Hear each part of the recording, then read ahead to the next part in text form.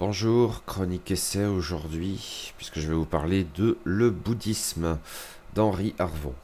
C'est un ouvrage paru aux presses universitaires de France, originellement dans la collection Que sais-je, mais qui a depuis été repris en quadrige grand texte. Donc la première parution en forme de Que sais-je, c'était en 1951 tout de même.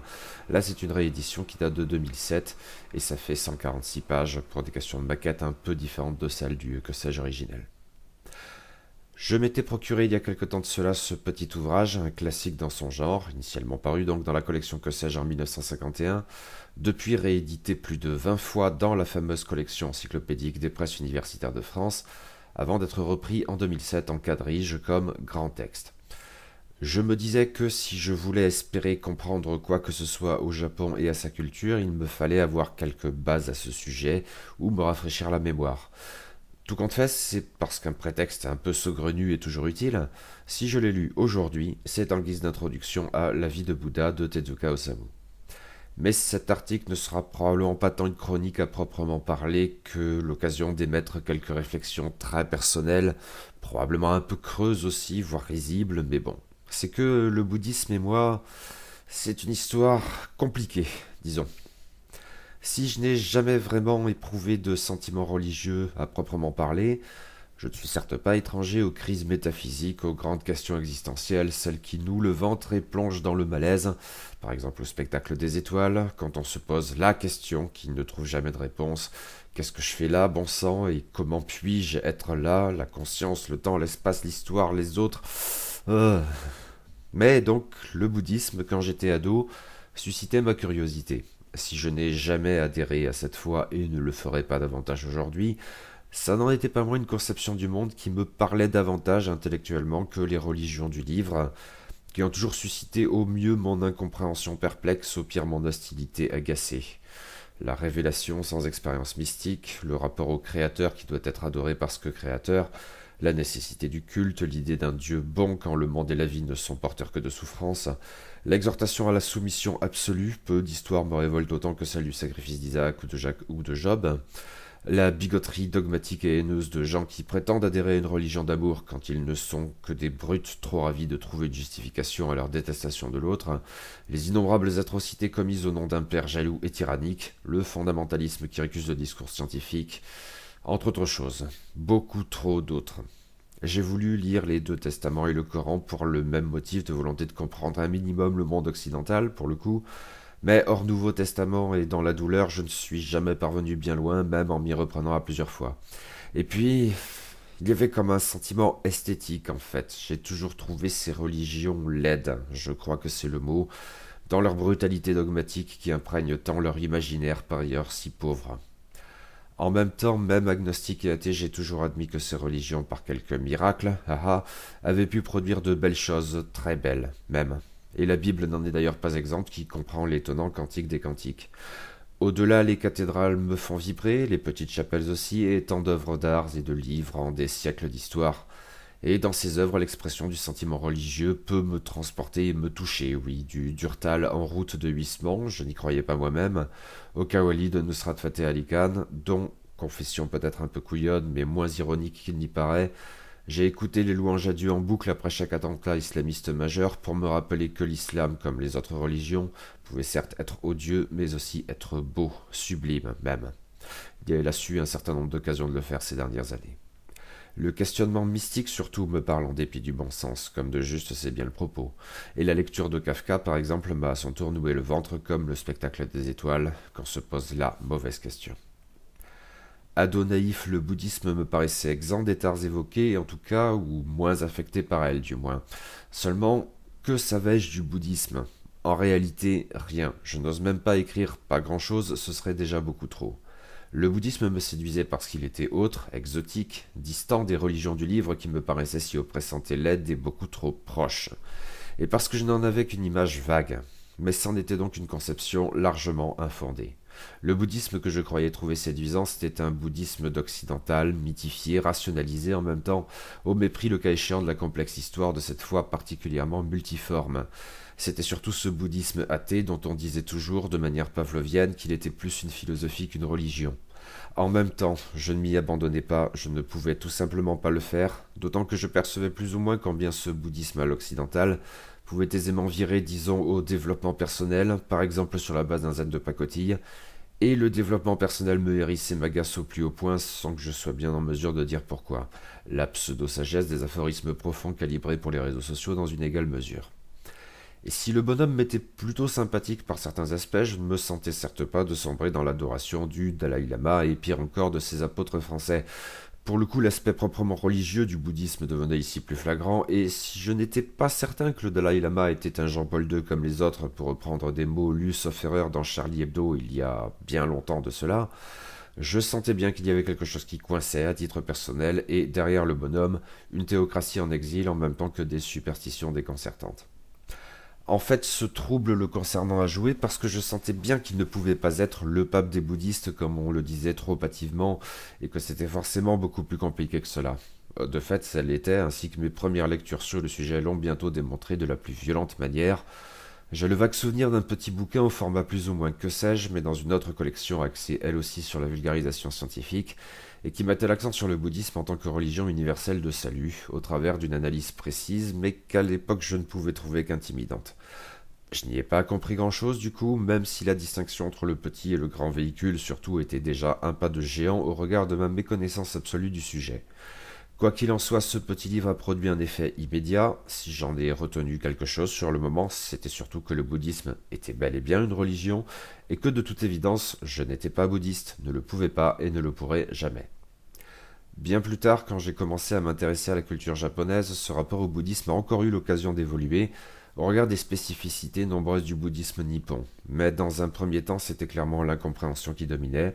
Je n'avais absolument rien pané aux extraits du Shobogenzo du moine zen Dogen, lu dans l'anthologie 1000 ans de littérature japonaise, et en avait bien trop hâtivement conclu qu'il n'y avait de toute façon rien à y paner. Quant à l'amidisme, il me faisait l'effet d'un bouddhisme contaminé par le paradis livresque, et l'idée même que le salut pouvait être assuré par la simple répétition d'une formule magique vide de sens me répugnait, comme une superstition poussée à l'extrême. Nichiren enfin ajoutait à cette dernière un exclusivisme haineux qui rapprochait encore un peu plus la spiritualité bouddhique de tout ce que je détestais dans les religions du livre. Mais des lectures et relectures plus tardives ont fait plus que nuancer ce tableau initial, l'ont en fait totalement invalidé.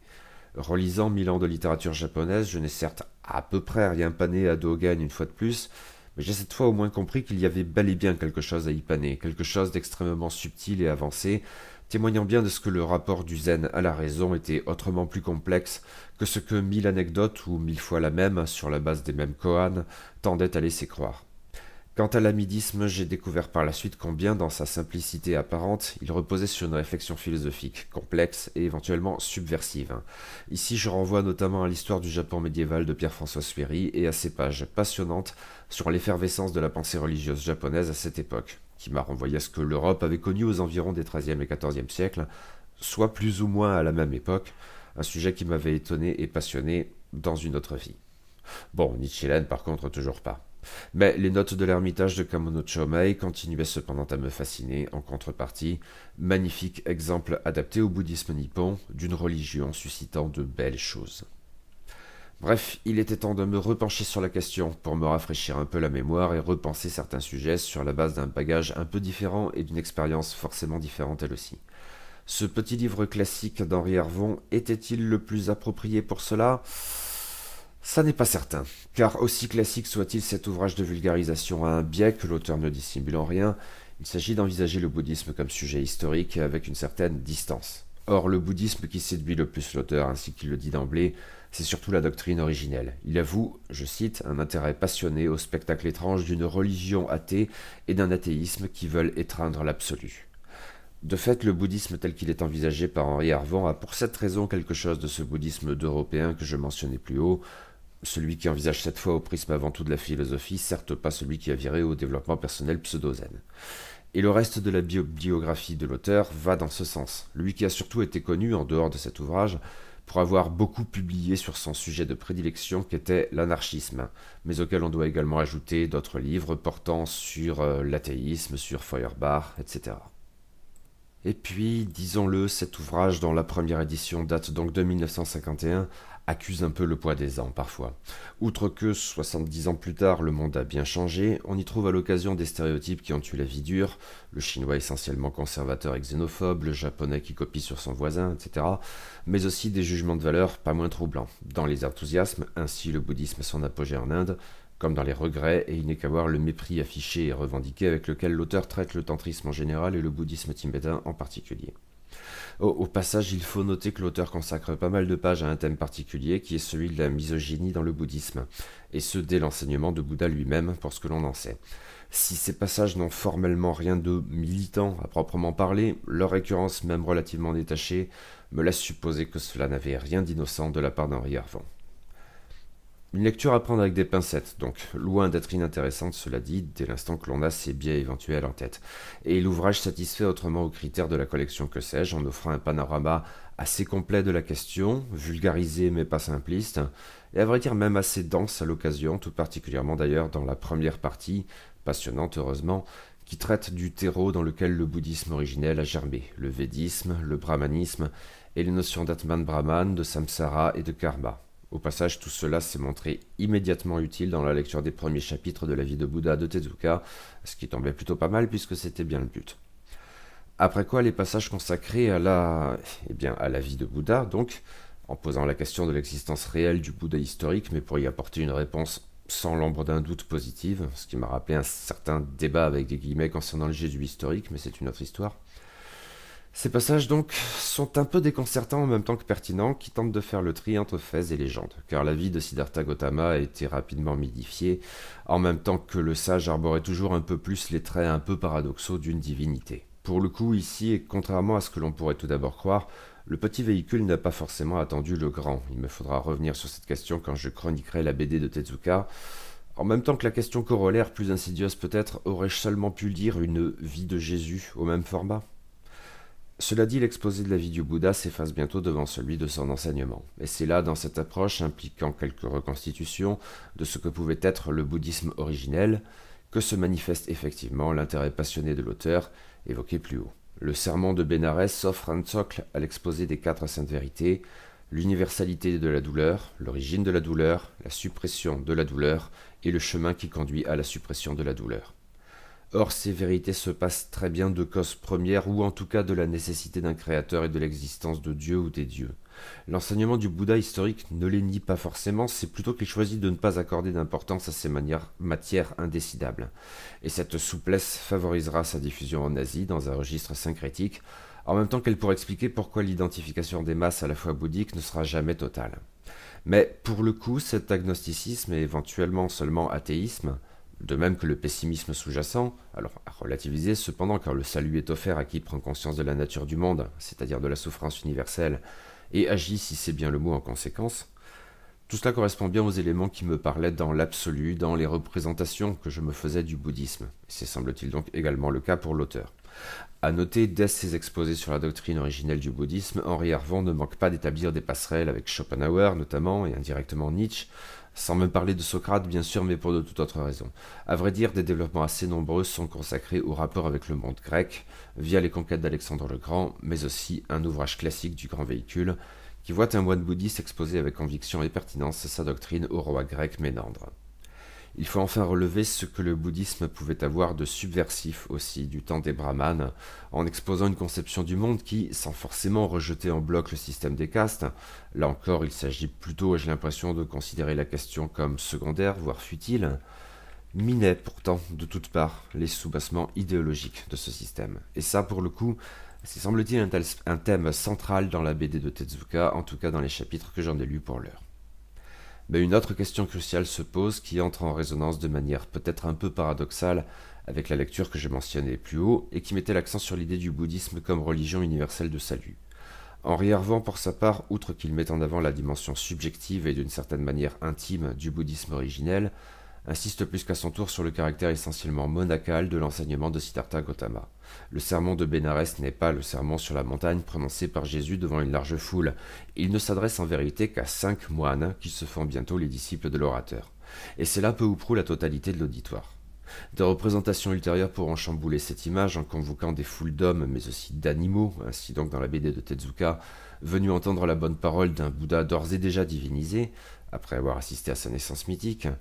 Mais l'auteur insiste sur cette dimension originelle et qui laissera des traces dans l'histoire du bouddhisme, ainsi notamment au Tibet, où, nous disait l'auteur en 1951, peut-être une personne sur 5 était dans les ordres.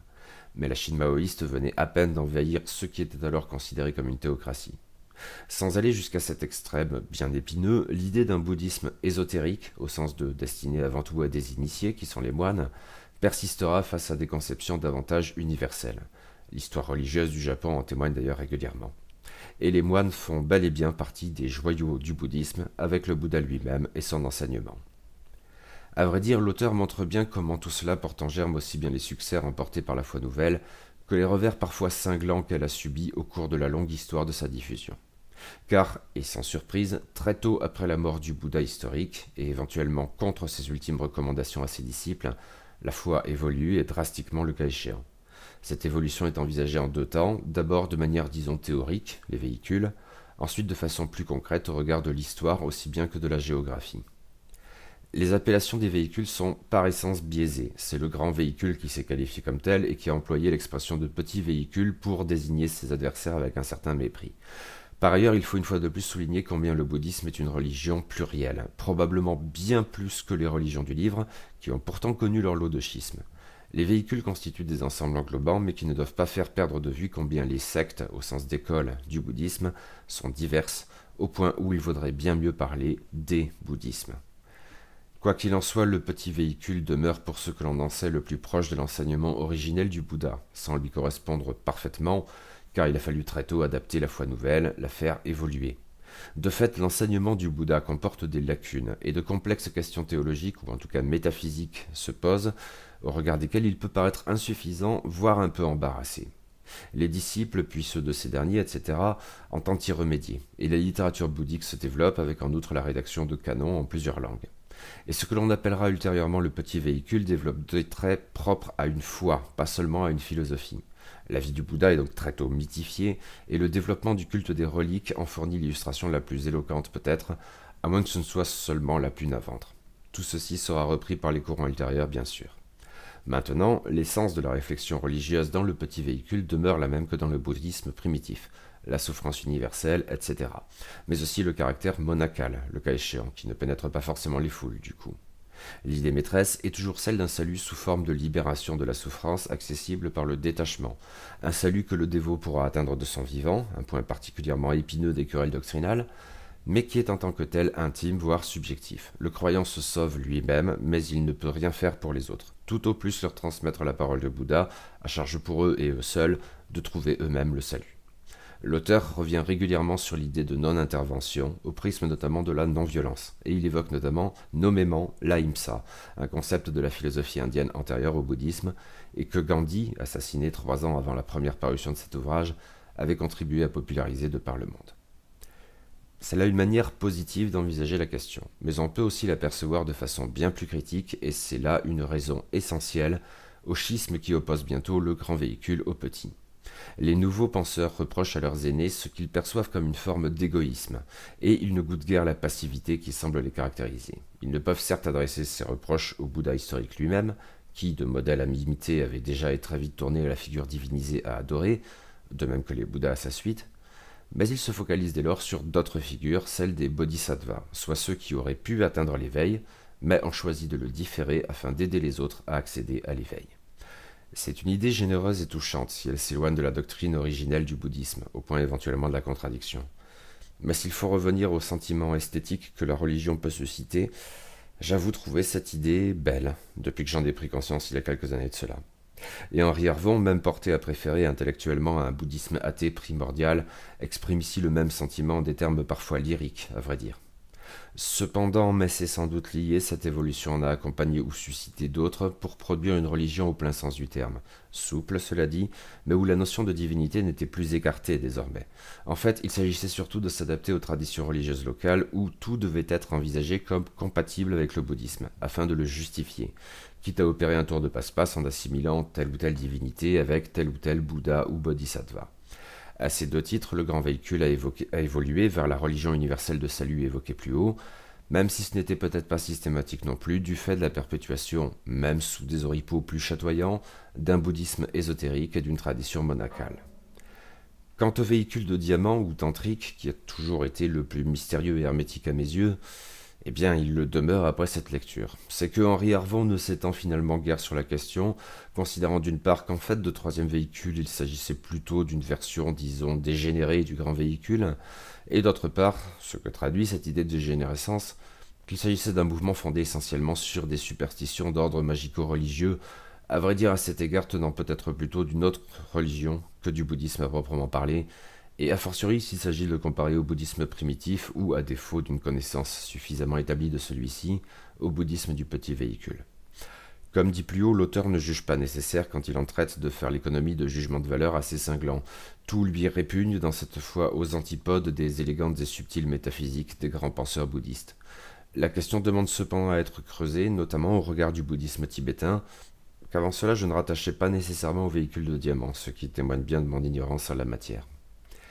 Les chapitres consacrés à la diffusion géographique du bouddhisme et à son évolution historique dans des environnements très divers sont tout à fait passionnants, même si là encore ils ne sont pas exempts d'opinions un peu tranchées. Toutefois, ils sont surtout empreints d'une analyse plus globale qui m'a l'air tout à fait pertinente sur les raisons donc des succès aussi bien que des échecs du bouddhisme en Asie méridionale et orientale. À vrai dire, ce thème est d'autant plus marqué que l'auteur met en avant combien des pays où le bouddhisme fut un temps était particulièrement florissant ont vu au fil des siècles à cette fois dépérir et même disparaître, avec deux exemples primordiaux qui sont d'abord et avant tout l'Inde, son terreau pourtant, ensuite l'Indonésie. Je crois qu'il nous faudrait peut-être aussi nous poser la question, même en des termes un peu différents de la Chine, mais Henri Hervon ne la traite pas sous cet angle, j'y reviendrai. Dans le cas de l'Inde, l'auteur retrouve des accents lyriques quand il décrit la grande époque du bouddhisme dans son pays natal, élargie aux dimensions d'un sous-continent. Et la figure charismatique d'Asoka le Pieux répond aux docteurs de la foi les plus inspirés. Mais il relève en même temps comment le syncrétisme auquel le bouddhisme était porté a pu lui nuire dans ce contexte, autorisant une réaction hindouiste le cas échéant, tandis que l'islam intégrerait plus tardivement à l'équation, beaucoup moins conciliant, et il joue indubitablement un rôle moteur dans la disparition du bouddhisme en Indonésie, aujourd'hui le premier pays musulman au monde. Mais il faut aussi compter avec d'autres abattardissements peut-être plus insidieux, et Henri Hervon semble donc juger que le plus notable et en même temps le plus regrettable concerne le tantrisme. Il en dérive cependant quelques paragraphes intéressants portant sur le bouddhisme tibétain mais aussi mongol, et j'aurais apprécié pour le coup d'en lire davantage avec peut-être un peu moins de passion. Mais le gros des développements ici porte sur les aires géographiques et culturelles du petit et du grand véhicule. L'auteur oppose un bouddhisme méridional, du petit véhicule, qui domine essentiellement dans l'Asie du Sud-Est, avec la Thaïlande et plus encore la Birmanie ou Myanmar comme centres principaux. Pour ce qui est de ce dernier, la crise des Rohingyas nous rappelle aujourd'hui que certains stéréotypes concernant les bouddhistes non violents sont particulièrement infondés.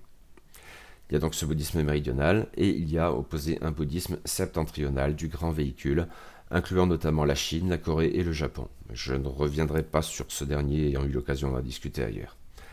Mais le cas chinois est probablement le plus important, où l'auteur poursuit son analyse sur les avantages et les inconvénients de la souplesse éventuellement syncrétique du bouddhisme au regard d'autres traditions religieuses, en l'espèce le confucianisme et le taoïsme. Cependant, si le second s'en est très bien accommodé, les deux fois pouvant être jugées complémentaires, mais l'auteur insiste avant tout sur la dimension superstitieuse et magico-religieuse du taoïsme, dans des termes qui peuvent rappeler son peu d'estime pour le bouddhisme tantrique. Le premier, par contre, le confucianisme, donc s'y est montré plus qu'à son tour hostile. Or, il faut prendre en compte ici les vicissitudes politiques de l'histoire de la Chine. Selon l'auteur, le bouddhisme y a essentiellement prospéré durant les périodes où le pouvoir politique appartenait essentiellement à des étrangers, en y incluant par exemple les Wei et les Yuan, ces derniers mongols, car ils étaient somme toute d'un statut équivalent eux-mêmes.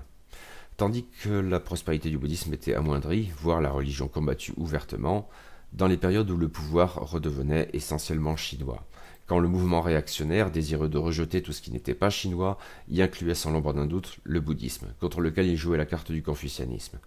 Le cas le plus flagrant étant celui de la dynastie Ming, qui a eu un impact considérable en l'espèce.